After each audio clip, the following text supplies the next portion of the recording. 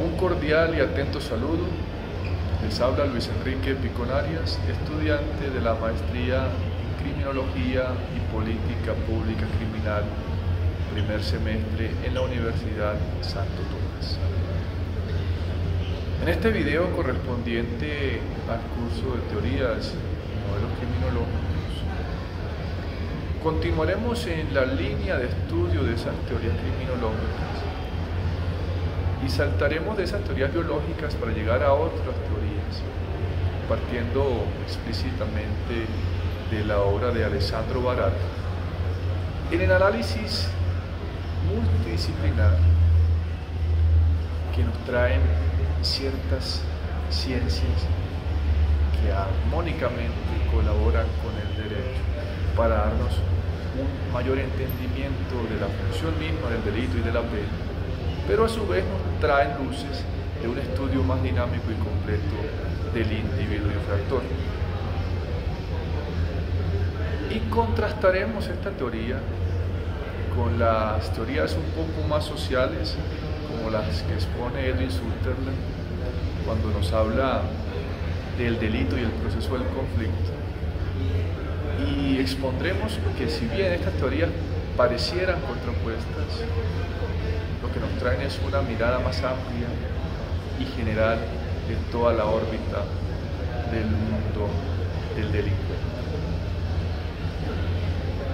Partimos de que el enfoque psicoanalítico analiza las teorías del psicoanálisis e interpreta la criminalidad y la función propia del castigo.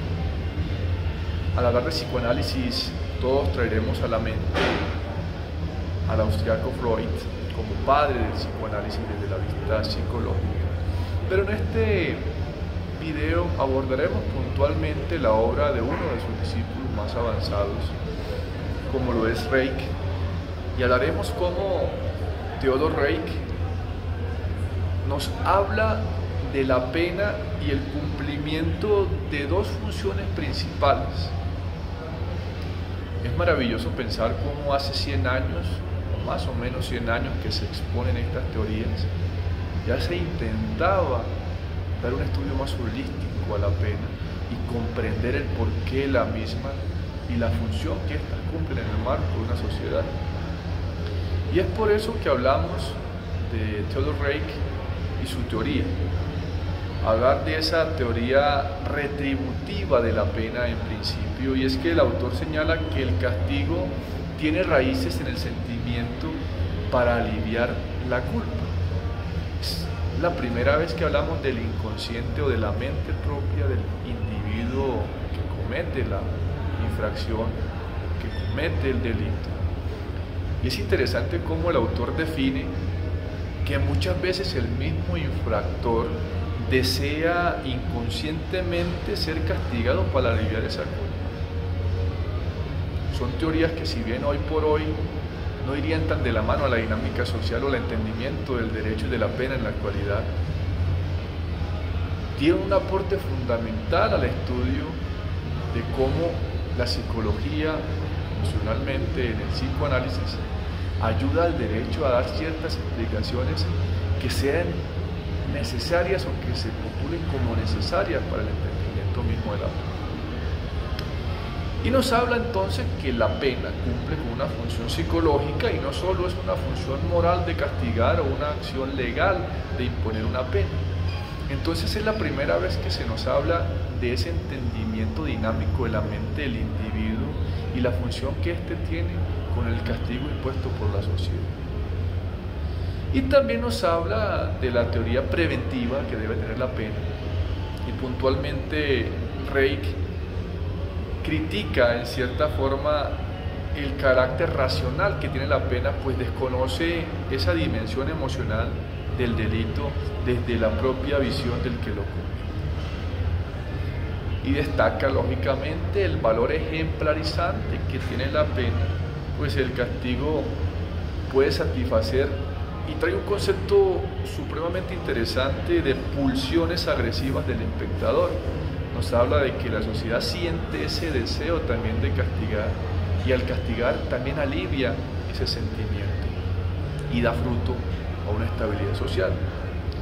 Y también señala el rol de la autoridad y ese placer de castigar que puede tener el sistema jurídico. Pues si bien se castiga al delincuente, también existe ese placer de direccionar ese castigo para expresar ciertos deseos reprimidos en la sociedad. Hablar de las críticas que puede tener Reich del sistema, pues serían lógicas al asunto del entendimiento del derecho hace 100 años. Pero es mejor traer a colación esas ideas que proponen una comprensión más dinámica o más profunda del deber ser de la pena y del entendimiento propio del individuo que comete la infracción penal. Hoy por hoy hablaríamos que este sistema tan cualitativo desconoce ciertos aspectos fundamentales y puede entrar a contraponerse con teorías más positivas del derecho, pero sin duda alguna es dable concluir que Reich aporta una mirada original al derecho penal, mostrando que el castigo no se entiende plenamente sin el psicoanálisis. Es imposible entender el castigo sin entender la mirada propia del que lo sufre. Y es este uno de los argumentos que ha suscitado en mí el interés de hablar de este tema. Teorías que, si bien hoy pueden estar en el olvido o que se han reestructurado de tal forma, pero que en su momento crearon un escenario tan dinámico y tan versátil para el estudio mismo de la pena y su función dentro del derecho.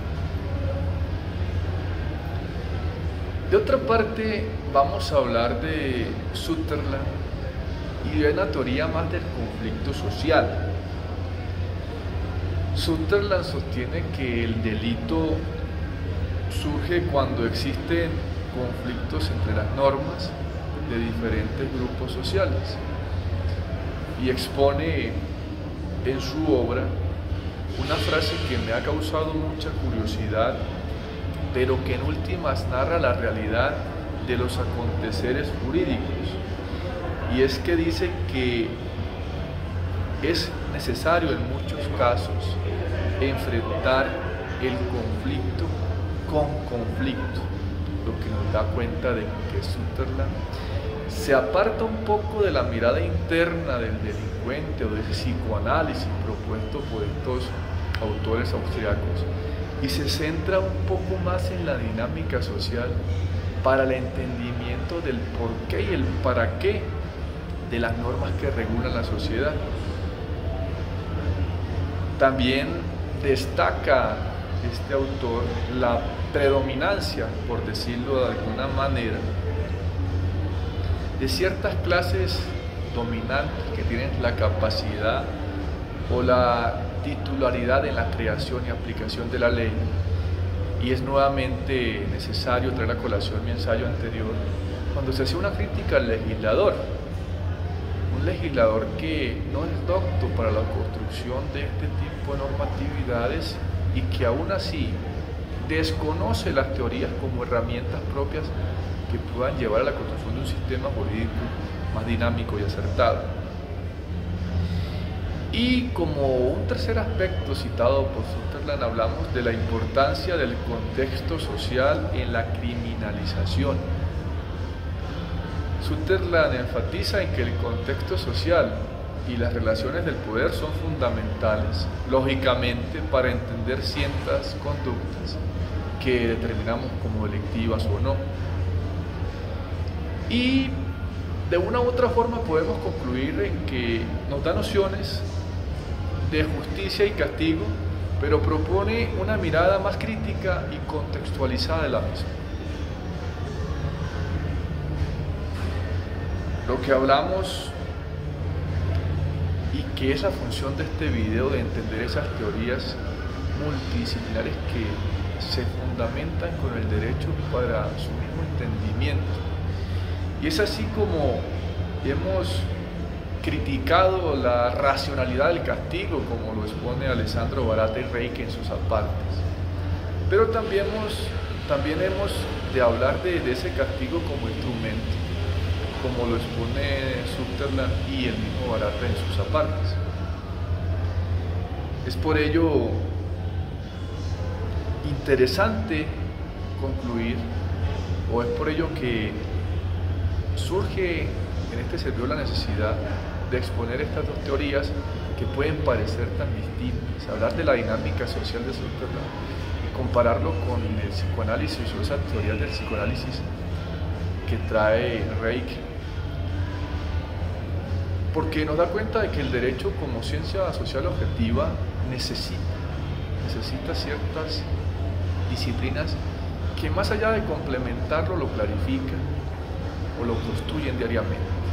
Si entendemos el derecho como esa construcción social, hablamos que la pena debe tener un carácter no solo castigador, sino también emocional, incluso simbólico y, ¿por qué no, ideológico? Y exponer estas teorías nos sirve para reforzar el conocimiento en cuanto a la existencia de un orden social. Y es que ese orden social nace incluso de la psiquis del delincuente, pero lógicamente se complementa con todo lo que alrededor del delincuente fluctúa. Es la órbita propia del delincuente y la que también ayuda a entender sus propias actuaciones. Y no puede comprenderse la pena sin entender el delito y el conflicto.